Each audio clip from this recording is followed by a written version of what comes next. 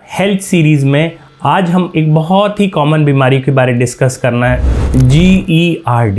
जी sir, मुझे यहाँ पर ना बहुत जलन होती है इस रास्ते में। खाना खाने के बाद ना बहुत खट्टे डकार आते हैं और मुंह में ऐसे कुछ तीता तीता कौड़ा सा लगता है। नमस्कार, मेरा नाम डॉक्टर सतवीर सिंह है और हेल्थ सीरीज़ में आज हम एक बहुत ही कॉमन बीमारी के बारे में डिस्कस करना चाह रहे हैं, जिसका नाम है GERD। GERD मतलब गैस्ट्रोइसोफेगियल रिफ्लक्स डिसऑर्डर। अब इसमें क्या होता है, बेसिकली क्या सिम्टम्स आते हैं। हमेशा पेशेंट कंप्लेन करता है कि सर मुझे यहाँ पर ना बहुत जलन होती है इस रास्ते में।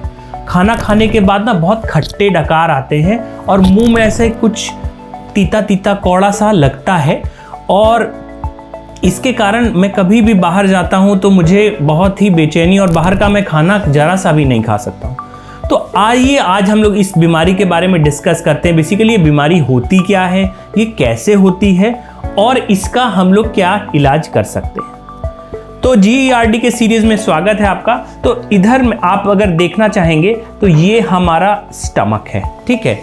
तो स्टमक में क्या होता है, स्टमक एसिड बनाता है हमारे खाने को डाइजेस्ट करने के लिए, वो बैक्टीरियल इन्फेक्शन को भी कम करता है। बट कभी कभी ऐसा होता है कि जहाँ से एसिड बनकर आता है वो चैनल्स खुले रह जाते हैं और खुले रह जाने के कारण एसिड ज़्यादा से ज़्यादा पेट में आता है।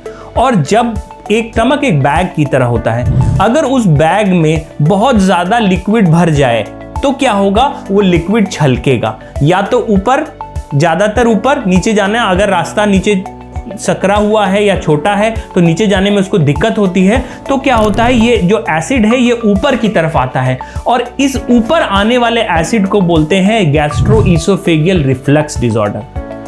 तो अब क्या होता है, ये बेसिकली पता चलता है एंडोस्कोपी से कि ये जो हमारा ऊपर का जो इलास्टिक है, जिसको एलियस स्फिंक्टर बोलते हैं, ये कितना लूज है। इसके हम लोग ग्रेडिंग करते हैं ABCD में। अगर A या B है तब तो ट्रीटेबल है, बट C और D में हमें कुछ सर्जरी या कुछ करना, प्रोसीजर करने की ज़रूरत पड़ती है।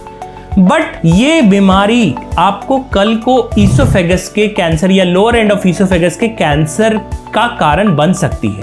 क्यों?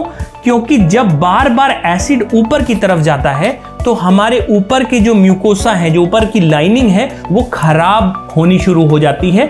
इसे हम बैरेट्स ईसोफेगस कहते हैं और ये बैरेट्स ईसोफेगस में कैंसर डेवलप होना बहुत कॉमन होता है। तो इसीलिए आपको अगर ये रिफ्लक्स की बीमारी है तो प्लीज़ आज अपना एंडोस्कोपी कराएं और ये ट्रीटेबल बीमारी है, इसे ट्रीट कराएं और ट्रीट करने से आगे होने वाले कैंसर से बचें। धन्यवाद।